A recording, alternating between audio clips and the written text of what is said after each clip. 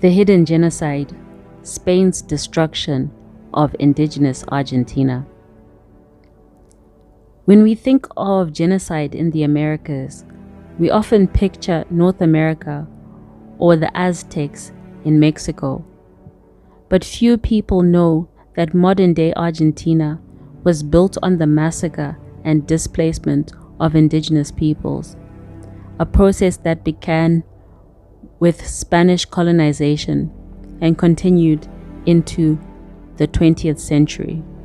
From forced labor and epidemics to military campaigns and land theft, Argentina's indigenous population dropped from millions to just 2% of the population today.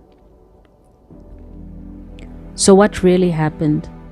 Why is it rarely talked about? And what has Argentina done, if anything, to make things right? Spanish colonization begins. In 1516, Spanish explorer Juan Diaz de Solís landed near the Rio de la Plata.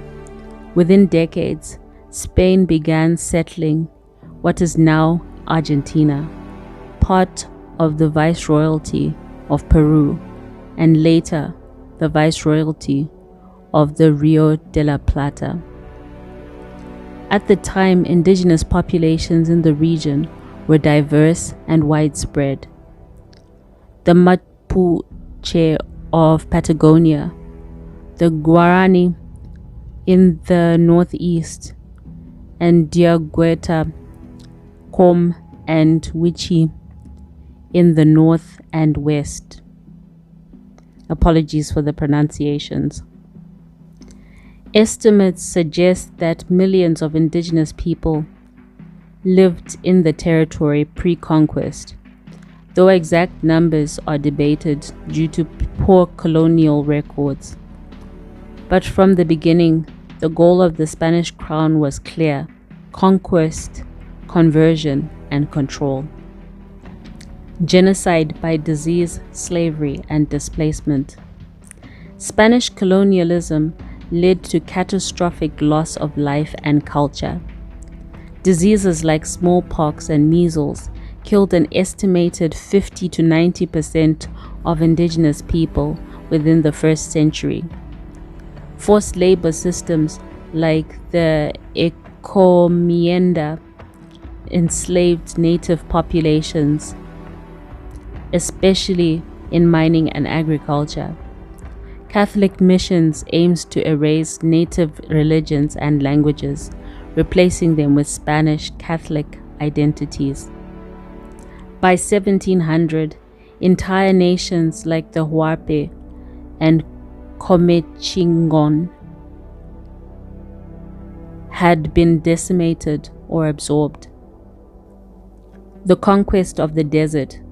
Spanish colonization laid the foundation, but the worst violence came after independence. Between 1878 and 1885, the Argentine government launched the Conquest of the Desert, a military campaign aimed at subjugating and eliminating indigenous resistance in Patagonia and the Pampas. Led by General Julio Argentino Roca, this campaign killed or displaced over 15,000 indigenous people, captured thousands, especially women and children, who were sold as servants, and claimed over 100,000 square miles of indigenous land for white settlers. Many historians, including in Argentina, now label this campaign as genocide. It mirrored U.S. settler expansion, military conquest, settler colonization, racial ideology justifying extermination. So what are the statistics and the cost of colonization? Let's break down the numbers. Pre-colonization, the population estimated was 1 to 3 million indigenous peoples.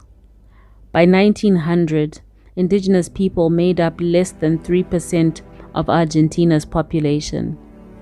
As of today, only 2.4% of Argentinians identify as indigenous, despite efforts to reclaim their heritage. Indigenous groups in Argentina include the Mapuche, which is the largest, the Com, the Wichi, the Diaguita, Guarani, and the Makovi. Many live in poverty, face discrimination, and lack access to land, healthcare, and education. In terms of reparations and recognition, what has Argentina done to repair this legacy? In 1994, Argentina reformed its constitution to recognize indigenous peoples and guarantee community land rights. Article 75 explicitly affirms ethnic and cultural identity of indigenous nations. However, implementation has been slow, and many land claims are still pending. There's no national reparations program for the genocide, no financial compensation, no formal apology from the state, and until recently, Roca, the general who led the genocide, remained on Argentinian currency. The legacy of colonization in Argentina isn't just historical, it is ongoing. Indigenous communities are often excluded from political power. Multinational companies exploit indigenous land for lithium, soy oil, and gas. Violent evictions and land conflicts continue, especially in Salta, Chaco, and Neuquén. Indigenous languages and cultures are still marginalized or erased. Despite this, there is growing resistance. Mapuche communities reclaiming ancestral land, legal challenges for land rights, and movements demanding the removal of colonial statues and names. But without structural change and reparations, justice remains symbolic. Why does this still matter? Argentina is often seen as white Latin America, a nation of European immigrants, but the image was carefully constructed through genocide, assimilation, and historical erasure. To understand Argentina today, we must confront how the nation was built and who was sacrificed. True reconciliation means returning the land, acknowledging the genocide, and investing in indigenous futures. Until then, Argentina's indigenous people remain survivors of a country that was never meant for them. If you learned something today, please like, share, and subscribe. And also, please drop a comment below. Should Argentina pay reparations to their indigenous communities?